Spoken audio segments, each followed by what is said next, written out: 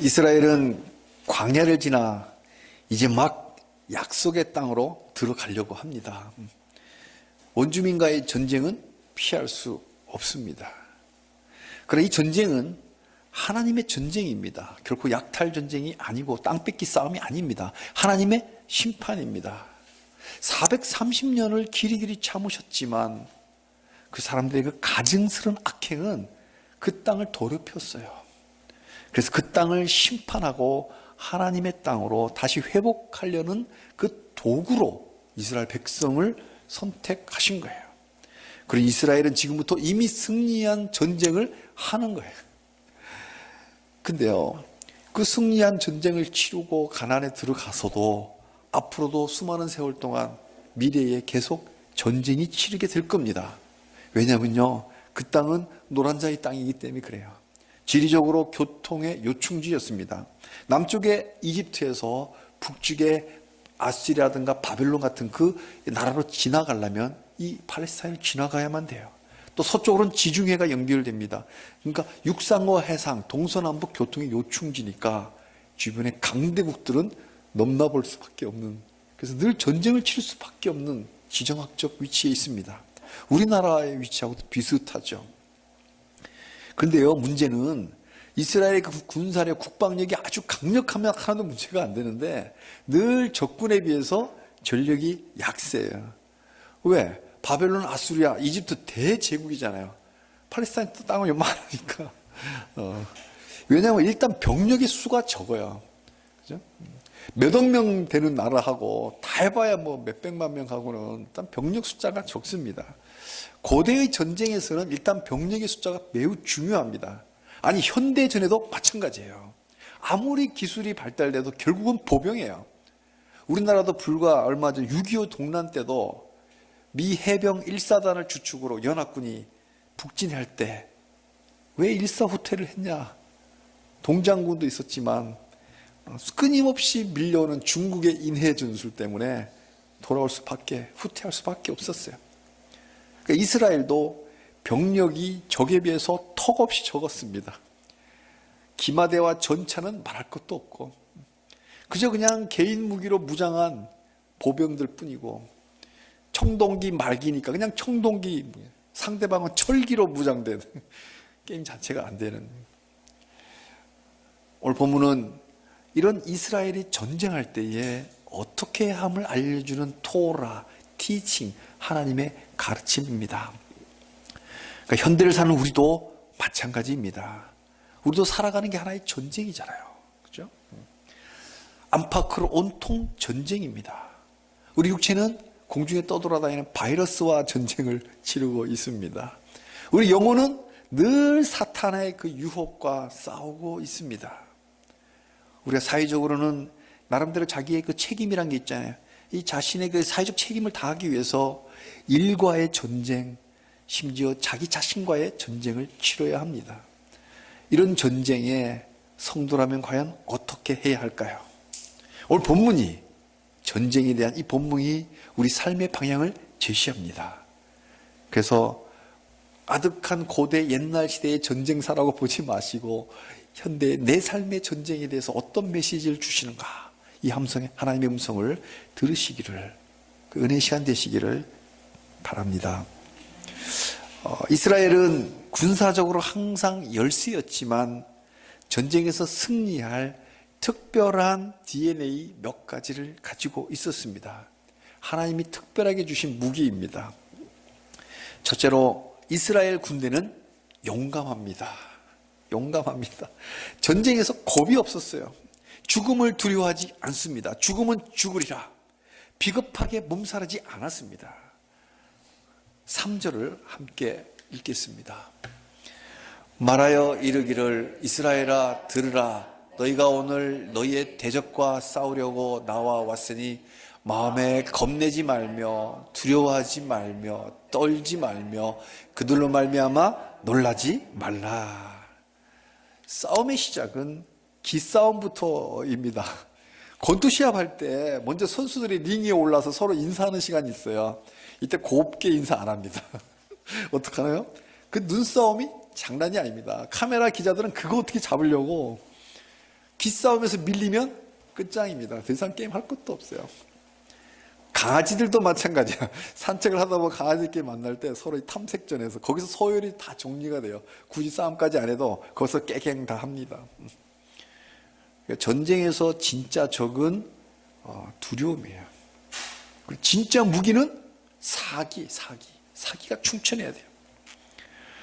하나님의 백성이 전쟁에서 두려워하지 말고 떨지 말고 놀라지 말아야 할 이유는 하나님이 함께 하시기 때문입니다. 만군의 여호와 하나님이, 모든 군대의 주인이신 하나님이 우리 하나님이니 적군의 대장도 하나님이란 말이에요. 그러니까 우리가 전쟁하면 백전백승, 그 하나님이 나와 함께 하시니 두려워할 이유가 하나도 없죠. 놀랄 이유가 하나도 없죠. 하나님이 함께 하시기 때문입니다. 전쟁을 하려고 가족은 뒤에다가 집에 두고 남겨두고 왔지만 하나님까지 뒤에 남겨두고 오진 않았잖아요. 그죠? 내 전쟁에 사랑하는 가족들을 뒤에 있고 가족들이 나를 믿고 잠을 자지만 내가 전선에서 보초를 쓰고 있지만 하나님까지 두고 오진 않았단 말이에요. 하나님이 함께 오셨다고. 죽고 사는 전쟁터에서 하나님이 함께 하십니다. 우리 1절 마지막 부분입니다. 네 하나님 여호와께서 너와 함께 하시느니라. 그냥 함께만 한다고 하지 않아요. 함께 전쟁을 치릅니다. 4절에 한번 보십시오. 너희 하나님 여호와는 너희와 함께 행하시며 너희를 위하여 너희 적군과 싸우시며. 그냥 함께 하는 게 아니라 함께 싸우신다.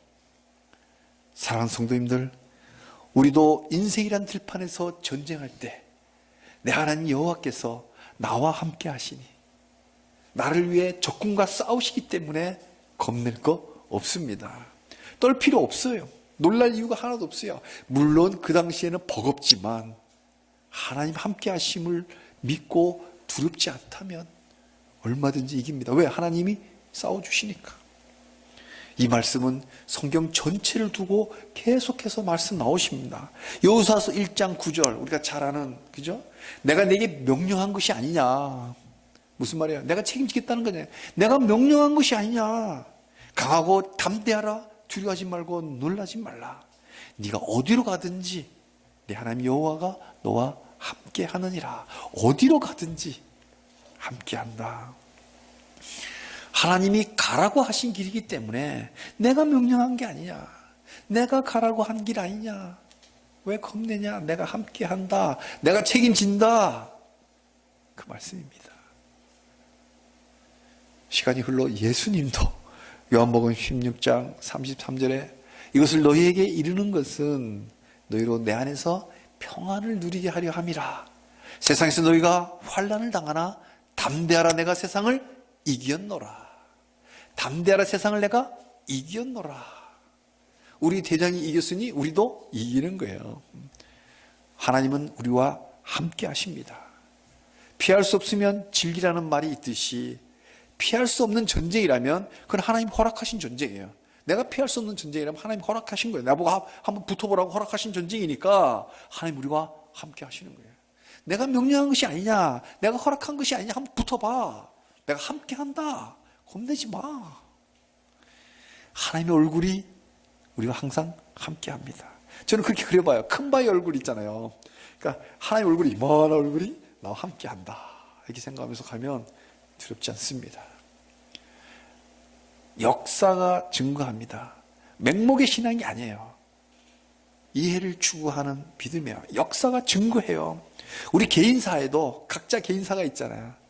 짧든 길든 뒤돌아온 과거가 있잖아요. 이 과거에 하나님이 함께 하셨던 증거가 많이 있잖아요. 현재 전쟁할 때 과거에 함께 하셨던 하나님을 기억해야 합니다. 저는 한번 강원도에서 일을 할 때가 있었습니다. 그때 사랑하는 교회와 떨어질 수밖에 없어. 그게 너무 힘들었어요. 강원도 산속에서. 그래서 이 산을 아침마다 올라가야 될 때 그 숲속에 들어가서 기도합니다. 햇살이 그 나무 사이 막 들어오잖아요.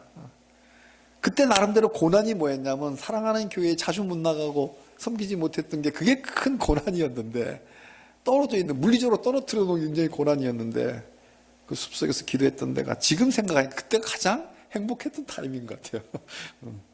그래서 그 과거의 고난이 그때 함께 하셨다는 그 역사를 생각하면 현재의 그 많은 고난들을 이겨낼 수 있습니다. 이스라엘 백성들이 그랬어요. 이집트에서 나올 때 그 전쟁이 가당치나 했겠습니까? 불가능한 전쟁을 하나님이 치러줬잖아요. 그걸 경험했잖아.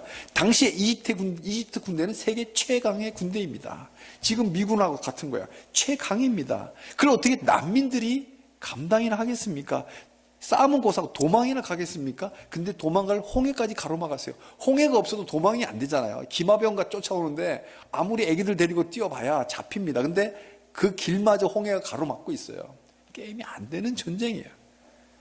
그때 하나님은 어떻게 하셨어요? 난민들은 다 건너가는 그 홍해 바다 그 바닥을 그 기마대는 다 수장되어 갖고 다 죽었잖아요. 하나님이 콧바람 한번 부니까 그냥 다 바다 밑에 잠기는 거예요. 그 하나님이 함께 하셨어요. 그 하나님이 지금 나와도 함께 하십니다. 동일한 하나님이세요. 그 동일한 하나님, 그 능력의 하나님이 나와 함께 하시니, 나를 위해 싸우시니 겁낼 거 없습니다. 그리고 우리 남은 생에 앞으로도 마찬가지입니다. 그러니 미래를 두려워할 이유도 없고요, 현재를 무서워할 이유도 없습니다. 사랑하는 성도님들, 우리가 인생이라는 들판에서 전쟁을 치를 때 떨지 말고 두려워하지 맙시다. 세상에서 너희가 환난을 당하나, 환난 당할 거예요. 우리 주님도 환난을 당했으니 우리도 환난을 당할 거예요. 억울한 일 당할 거예요. 그러나 담대하라. 왜? 내가 세상을 이겼노라. 우리 주 예수님의 음성을 새기며 주님 주시는 담대함으로 늘 평안하시기를 주님의 이름으로 축복합니다. 사자굴 들어가도 평안하기를. 아멘. 아멘. 두 번째로, 이스라엘 군대는 작지만 강합니다. 작지만 강합니다. 용감할 뿐만 아니라 강해요. 아무것도 없으면서 용감하면 불쌍해요. 용감하기만 하잖아요. 근데 실제로 강력하기도 합니다. 숫자가 많다고 꼭 전쟁에서 이기는 건 아니죠. 역사가, 전쟁사가 다 말을 합니다. 수가 적다 해서 기죽을 필요가 없습니다. 아무리 숫자가 많아도 두 마음을 품고 양다리 걸치고 있으면 그 군대는 오합지졸입니다. 이걸 삼국지에서 뭐라고 표현하냐면, 삼국지는 그 장군들밖에 안 보여요. 수많은 그 군병들은 다 그냥 썩은 지푸라기라는 표현이 나와요. 장군 몇 명이 그냥 수십만 군대하고는 게임이 안 되는, 삼국지 그렇게 재미나게 표현을 해놨는데, 아무리 적이 숫자가 많아도 두 마음 품고 있는 그 사람들은 다 오합지졸이에요. 지푸라기예요. 하나님의 전쟁에 딴 생각하는 사람은 하나님의 군병이 될 수 없습니다. 수가 좀 적더라도 이런 사람은 일찌감치 가려내야 돼요. 안 그래도 숫자가 적지만 이렇게 두 마음 품은 사람은 다 가려내야 돼요. 그래서 숫자가 더 적어지더라도 그래야 강력한 군대가 될 수 있어요. 전쟁을 치르려면 먼저 전열부터 정비해야 정의의 군대가 될 수 있습니다. 가려내야 할 사람으로 어떤 사람들이 있을까요? 오늘 본문은 두 가지 부류를 말씀합니다. 먼저 사회적으로 이유가 있는 사람들이 있습니다. 먼저 오늘 본문 5절에 보니까 책임자들은, 군대의 지휘관들이요, 백성에게 이르기를 새 집을 건축하고 낙성식을 행하지 못한 자가 있냐? 그는 집으로 돌아가라. 그가 전사하면 다른 사람이 와서 낙성식을 행할까 하노라. 이건 뭐야? 가정 환경이 지금 전쟁에 집중할 수 없는 사람들이 있습니다. 집을 지었는데 마무리하지 못하고 그 소집 명령부터 받아가 온 사람들, 또 포도밭을 일구었지만 아직 열매를 못 거둔 사람, 지금 막 약혼했는데 소집 징빙 명령 받고 온 사람들, 아직 결혼하지 못했잖아요. 이런 사람 만약에 데려가서 전쟁하면 어떡하겠어요? 몸살일 거 아니에요. 집 짓다 말았는데, 포도밭을, 나 약혼했는데 아직 결혼 못했는데, 그러면서 몸만 살이니까 강한 군대가 될 수 없습니다. 이런 사람은 차라리 전방에서 전투하는 것보다는 후방에서 가족을 돌보는 것이 이스라엘 사회 전체적으로 더 유익하다. 그죠? 지금 전쟁할 수 없는, 집중할 수 없기 때문에 오히려 가정에 충실하고 그 다음에 다음 전쟁 때 나와서 전쟁에 집중해라. 다음 전쟁이 나오면 되잖아요. 우리 지금 뭐 공익근무 같은 이런 거 있을 수 있어요. 두 번째 부류로는 마음이 허약한 자가 있습니다. 이 마음이 허약한 자는 군대에서 가려내야 됩니다. 이 겁쟁이들은 하나님이 쓰지 않으십니다. 왜? 겁 많다고? 아니에요. 믿음이 없기 때문에요. 겁이 있다는 뜻은 믿음이 없다는 뜻이에요. 왜? 하나님 함께 하신다 했잖아요. 하나님이 함께 하는 이 팩트를 믿지 않는 거예요. 그러니까 겁나지. 혼자 힘으로 감당하려다 보니까 무서운 거예요. 그러니까 무서우니까 벌벌 떨고 마음이 허약해지니까 하나님의 군대가 될 수 없습니다. 이래서 일찌감치 하나님의 군대에서 빠져. 이 겁쟁이들은 군대에 짐만 될 뿐만 아니라 그 두려움을 전파시켜요. 멀쩡한 용감한 군인들까지 겁먹게 만드는 거예요. 아주 전염성이 강해요. 아주 중독성이 있어요.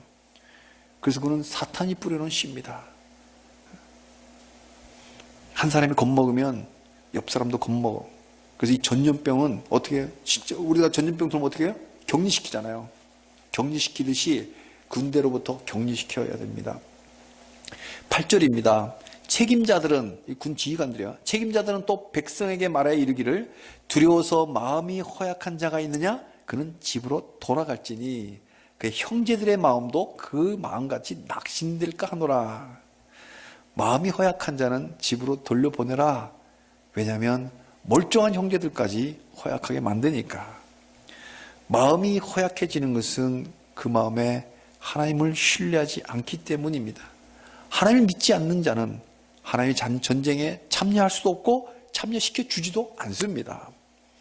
우리의 전쟁은 숫자에 있지 않고 새치혀에 있지 않고 잔꾀에 있지 않습니다. 나의 전쟁을 하나님이 함께 치르심을 진짜로 믿는 자만이 용감하게 전쟁을 치러낼 수 있습니다. 사기꾼들이 하나님 전쟁 치러낼 수 없어요. 이 말씀이 선포된 지 200년이 세월이 지난 뒤에 사사 기드온이 미디안과 전쟁 치를 때 이 말씀이 실제로 일어났잖아요. 적과 대치하고 있는 그 기드온에게 여호와 하나님 말씀이 떨어집니다. 사사기 7장 2절 3절입니다. 너를 따르는 백성이 야 너무 많다. 누구든지 두려워서 떠는 자는 돌아가라 하라. 와, 누구든지 두려워 떠는 자는 돌아가게 하라. 과연 겁나는 사람은 돌아가라고 하니까 무려 22,000명이 돌아갔습니다. 딸랑 10,000명만 남았어요. 군대라고 32,000명 가지고 전쟁 나왔는데 3분의 2가 나갔어요. 10,000명 남았어요. 기도원이 마음이 어땠을까요? 3분의 1 갖고 전쟁을 치러야 되니까 그래도 비장한 마음을 품었겠죠. 근데 하나님이 한 번 더 말씀합니다. 아직도 많다. 아직도 많다. 그래서 어떻게 해요? 결국 딸랑 300명 34,000명이 300명 됐으니까 32,000명이 딱 1% 300명 데리고 전쟁했어요. 사랑하는 성도님들, 수가 많다고 이기는 거 아닙니다. 이거 정말 마음에 새겼으면 좋겠어요. 평시에는 이게 안 다가와요. 근데 실제 전쟁이 딱 들어가면 이게 아주 심각한, 아주 절대적인 말씀이 됩니다.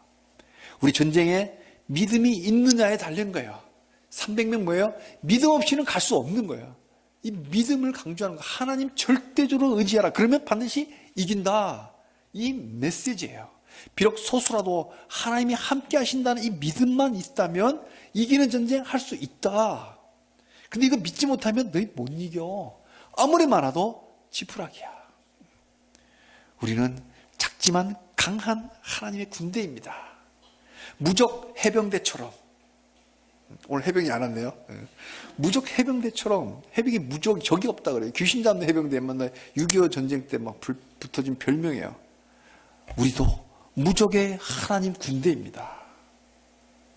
우리 모두 하나님이 함께 하심을 굳게 신뢰함으로 우리의 인생이란 벌판에서 전쟁할 때에 용감하게 강하게 이기시기를 축복합니다.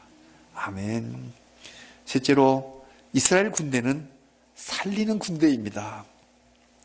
우리는 이 전쟁이라 하면 죽이는 거잖아요. 근데 우리의 전쟁은 사실은 죽이는 전쟁이 아니라 살리는 전쟁입니다. 미래를 생각합니다. 다 죽여버리면 미래가 없잖아요. 근데 하나님의 군대는 미래가 있습니다. 살리는 전쟁입니다. 침략이 목적이 아니라 하나님 나라를 세우는 데 있어요. 그 땅을 회복하는 데 있어요. 레위기부터 계속 하시는 말씀이 그거예요. 그 땅을 더럽히는 것을 너희들이 들어가서 다시 회복해라. 거룩을 회복해라. 사람이 거룩해져야 땅도 거룩해지는 거예요. 하나님의 군대는 전쟁할 때 마구 약탈하거나 파괴하지 않습니다. 침략군들은 남의 나라 땅이니까 마구 짓밟고 무자비하게 파괴시켜버립니다. 우리나라도 그런 역사를 수없이 거쳤어요. 몽골 군대가 한번 지나가고 나면 닭 한 마리 남지 않습니다. 싹쓸어 한 마리 남지 않아요. 무자비하게 파괴해버립니다. 모든 생명체를 다 죽여, 사람만 죽이는 게 아니고 소, 돼지, 개 다 죽여버려요. 닭 한 마리 남지 않아요. 싹 죽여버리고 집이란 집은 다 불살라버리고 나무까지 다 찍어버려가지고 폐허로 만들어버립니다. 왜? 그래야 그 소문이 쫙 퍼져서 한 사람 겨우 살아서 도망가갖고 다른 마을에 가서 소문을 내야 몽골 군대가 온다 그러면 다들 무서워서 그냥 미리 포기해서 미리 항복해버리려고 하는 공포 전략입니다. 그러나 하나님의 군대는 전쟁할 때 약탈하지 않습니다. 하나님은 19절에 우리 현대인들, 우리들의 눈에 보기에도 아주 흥미를 끄는 명령 하나를 주십니다. 성을 점령할 때 도끼로 나무를 찍지 말라. 재밌잖아요. 이게 무슨 말씀입니까? 갑자기 도끼로 나무를 찍지 말라. 우상을 숭배하는 가증한 일로 그 땅을 더럽힌 사람들을 죽이라고 했지 내가 언제 애꿎은 나무 찍으라고 했냐, 이런 말씀이 오늘 19절에 나와요. 하나님의 군대는 그 땅을 회복시키는 데 목적이 있기 때문에 그 땅에 미래가 있도록 나무를 보존합니다. 땅에 나무가 없으면 사람이 살 수가 없어요. 우리나라도 식목일을 정해서 나무 심기에 총력을 기울인 끝에 오늘날 산들이 푸르졌습니다. 요즘 세대는 산이 푸르니까 원래 푸른 줄 알았잖아요. 아니에요. 우리나라는 전부 벌거숭이였어요. 6.25 거치면서 하나도 없어요. 그러니까 비만 오면 그냥 산사태가 나는 거예요. 이렇게 푸른 지가 몇십 년 안 돼요. 식목일이 왜 있었게요? 식목일마다 그래서 나무를, 전국적으로 나무를 심었어요. 저 어릴 때는 가서 나무 심은 기억이 나요. 그래야 사람 사는 땅이 됩니다. 땅이 살아나야 사람이 살 수 있어요. 그런데 몽골과 중국의 일부 지역이 지금도 사막화되고 있습니다. 그 사막의 모래바람이 우리나라로 날아든 게 바로 황사입니다. 나무를 마구 베어버리니까 우리나라까지 고통을 주는 거예요. 오늘 본문 19절에 전쟁할 때에 그곳의 나무를 찍어내지 말라. 하나님은 당신이 만드신 나무에 각별한 애정을 쏟으십니다. 결코 잔인한 하나님이 아니세요. 잔인한 건 하나님이 아니라 사람이에요. 죄인들이 잔인하죠. 하나님은 왜 나무를 사랑하실까요? 저희 장인이 굉장히 나무를 사랑했어요. 화초를 막 사랑하고 그랬어요. 나무 사랑하는 사람 치고 악한 사람 없는 것 같아요. 하나님은 왜 나무를 사랑했을까? 땅에 나무가 필요하니까. 그 땅에 사는 사람들에게 나무가 필요하니까 나무를 천지창조 때부터 만드셨고 심으셨고 보존하고 계십니다. 지금도 보존하고 계세요. 지금 10월 가을이 깊어가고 있는데요. 오시면서 나무에 단풍 물드는 걸 보셨나요? 이 나무는 심미적으로 우리의 마음을 아름답게 하잖아요. 경관을, 이쁜 경관을 보여주면 힐링되는 것 같잖아요. 그리고 그 숲속에 들어가면 산림욕으로 시원하게 합니다. 아마존의 원시림은 지구의 산소 탱크라 그래요. 그 아마존의 그 산림이 지금 베어지는 것이 매우 안타깝게 환경 보도 나오는 걸 본 적이 있어요. 지구 전체에 산소를 주는 탱크예요. 또 나무들은 수많은 열매를 주잖아요. 지난 여름이 특히 뜨거워서 그런지 요즘 과일이 굉장히 맛있어요. 매우 달아요, 요즘 과일들이. 그 맛있는 과일을 먹을 때마다 제 입에서는 저절로 하나님께 감사가 나오지 않을 수가 없어요. 너무 맛있으니까 하나님 감사합니다. 이렇게 나무는 우리에게 먹을 걸 주는 거예요. 그 먹을 걸 잘라내버리면 못 먹는 거예요. 사람이 살 수 없어요. 미래가 없는 땅이 돼요. 나무는 우리에게뿐만 아니라 새들이 깃드는 이 안식처입니다. 산속을 걷다 보면 어디서 새소리가 칙착착 들려요. 보면 어디 보면 나무 가지 속에 타 있는 거예요. 나무가 없으면 새가 살 수가 없어요. 그리고 이 나무 뿌리가 쫙 뻗어나가면 비탈지, 경사지를 안전하게 지켜줍니다. 비가 와도 경사지가 무너지지 않고 산사태가 나지 않습니다. 그래서 나무는 우리 사람들과 모든 짐승들이 함께 살아갈 수 있는 필수적인 생물입니다. 그런데 침략군들이 이 비밀을 어떻게 알았는지 사람 살지 못하도록 그 땅을 침략하면서 나무를 다 찍어버려요. 그 땅의 미래가 없어지려고 완전히 황폐하게 만들어 버립니다. 그리고 살아남은 몇 명은 포로로 잡아가서 딴 데 나가서. 하나님의 군대는 미래를 없앨 만큼 잔인해서는 안 됩니다. 나무를 찍지 말라는 명령 속에는 하나님의 긍휼이 담겨 있습니다. 전쟁할 때에 그 땅의 미래까지 없애지는 말라. 아니, 그 땅의 미래를 회복하라는 메시지예요. 이걸 나의 전쟁에 한번 묵상해 보면 정말 묵상할 게 너무 많아요. 하나님이 들려오는 음성이 너무나 많아요.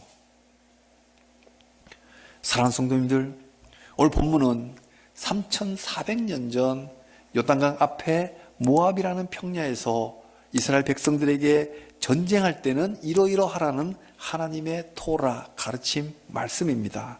첫째로 겁먹지 말고 두려워하지 말라. 둘째로 겁먹은 자는 빼라. 셋째, 나무로 도끼를 찍지 말라. 그때 거기처럼 here and now, 오늘 여기에 사는 우리에게도 동일하게 주시는 말씀입니다. 우리도 역시 인생이란 들판에서 전쟁을 치르고 있습니다. 비즈니스도 전쟁이고요. 인간관계도 죄인들과의 관계이기 때문에 이게 또 하나의 전쟁입니다. 인간관계도 전쟁이에요. 하나님이 지으신 내 마음을 사탄이 지 마음대로 들어갔다 나갔다 하기 때문에 내 마음과도 전쟁이 계속됩니다. 평생을 두고 사탄과 영적 전쟁을 싸워야 합니다. 그러니 우리도 전쟁을 하고 있으니 우리도 나의 전쟁을 할 때 첫째로 겁먹지 말고 두려워하지 맙시다. 현상만 보면 겁낼만 합니다. 감당 못할 것처럼 보이게, 사탄이 그렇게 보이게 해요. 그러나 하나님은 감당 못할 시험을 주시지 않았습니다. 누구나 삶이 고달프고 무겁습니다. 누구나 그래. 나만이 아니에요. 인생이 결코 장난이 아닙니다. 한 번씩 보면 TV에 그 보험회사 광고가 한 번씩 나오잖아요. 애기들하고 인생의 무게가 당신을 누를 때는 뭐 보험을 들어, 뭐 이런 뉴스 나오잖아요. 그게 누군가 언젠가 한번 무거움을 느낄 때 이제 철 들어간다는 뜻이에요, 인생이. 그렇게 인생이 장난은 아니에요. 쉽지만 않습니다. 그러나 하나님은 감당 못할 만큼 주지 않아요. 인생은 살만한 이유가 있어요.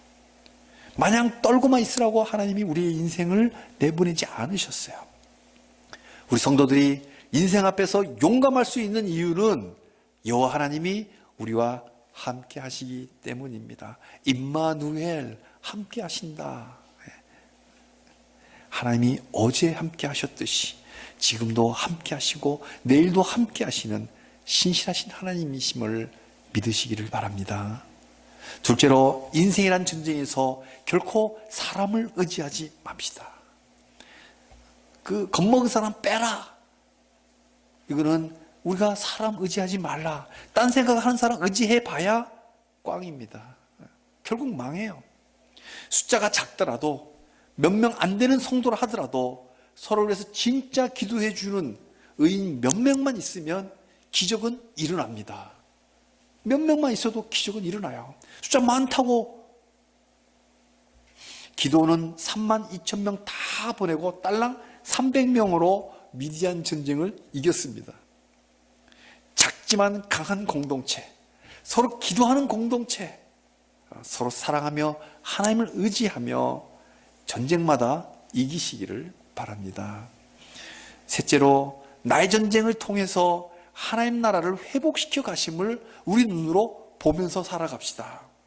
우리가 전쟁하는 이유는 죄를 몰아내고 생명을 회복하는 데 있습니다. 나의 전쟁에서 찍어내지 말고 살려내야 할 나무가 뭘까요? 지금 한번 생각해 보십시오. 내가 지금 처해 있는 전쟁들 있잖아요. 그 전쟁에서 내가 심판하고 죄악들을 물리치고, 그렇지만 내가 찍어내지 말아야 할 나무가 있을 거예요.